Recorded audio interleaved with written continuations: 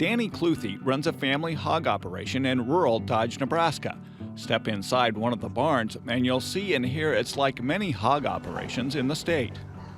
You know, my job is to get them little pigs fat and get them to market.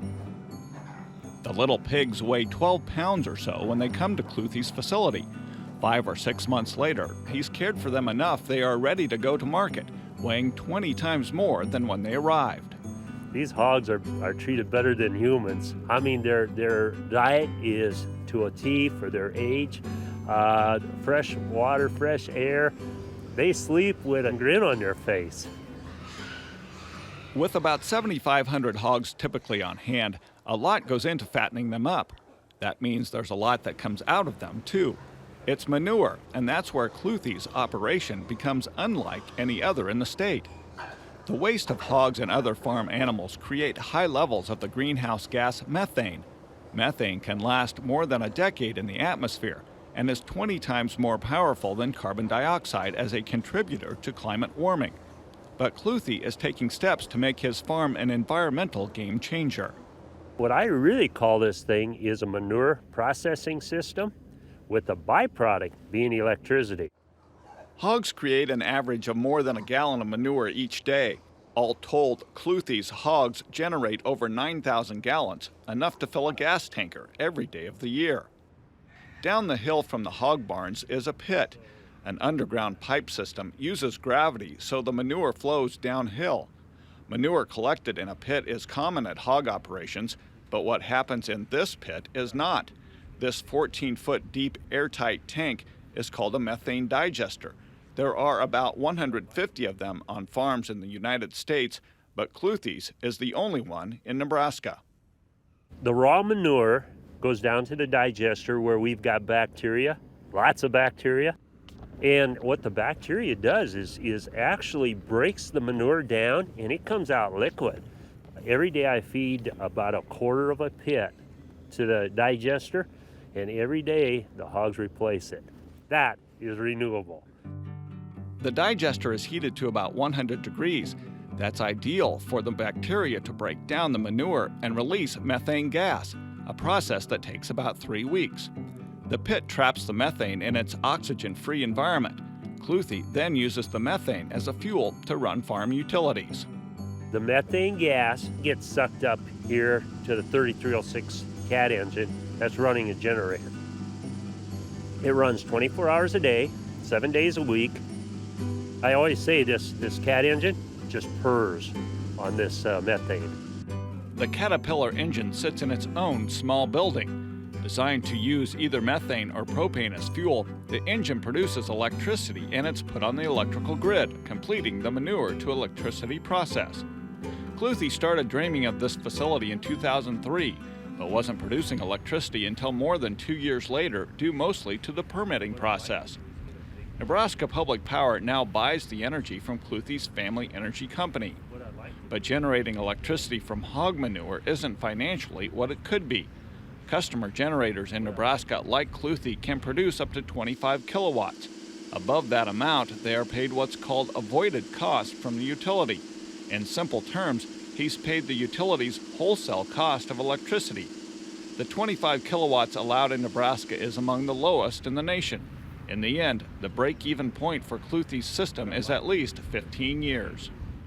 We actually make enough electricity here to take care of about 45 to 50 homes a year. I would use about 20% of the production and sell 80%. For a byproduct, we actually got a lot of electricity here. Anybody in Cumming County that turns their lights on doesn't know the difference whether it's coming from Cooper Nuclear or Olean Energy. They're creating greenhouse gases, actually creating a very potent greenhouse gas, so you don't want that to escape.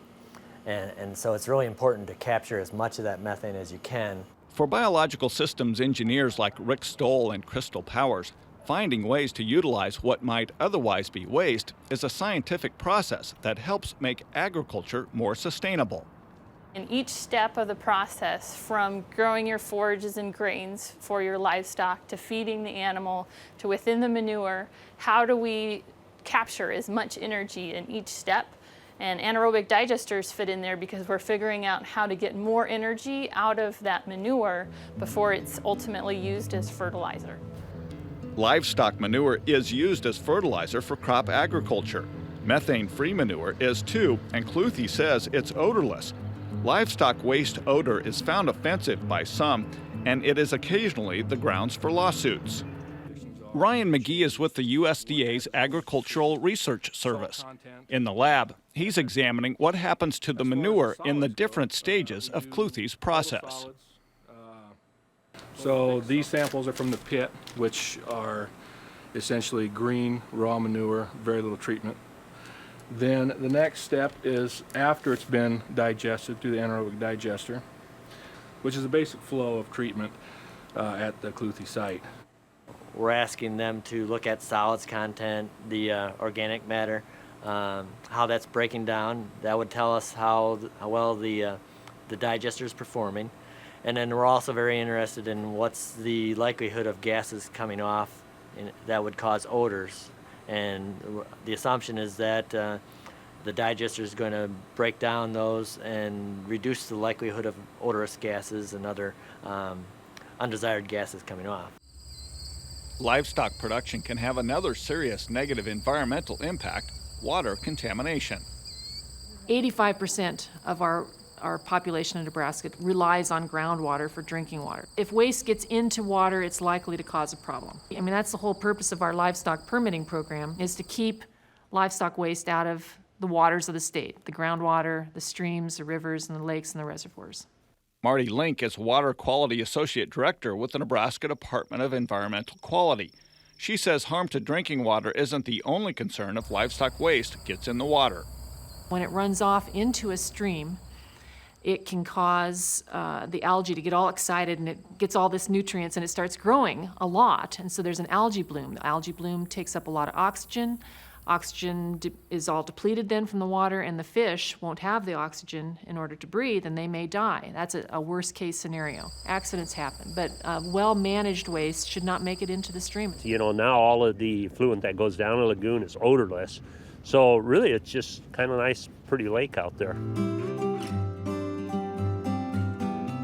At Danny Cluthy's hog operation, he can still use the manure waste as fertilizer after capturing the methane to be a fuel source. He likes that the digester helps him be a good neighbor. We've got a track record, and now we've got something that, you know, other producers can come and look at and say, wow.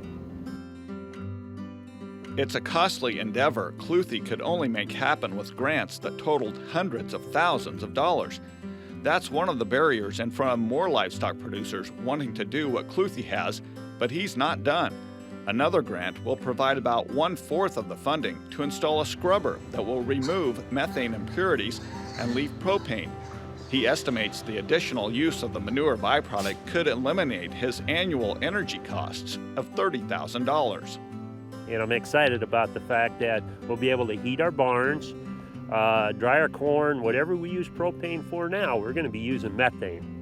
And will this solve our oil crisis? Probably not, but it's a piece of the puzzle.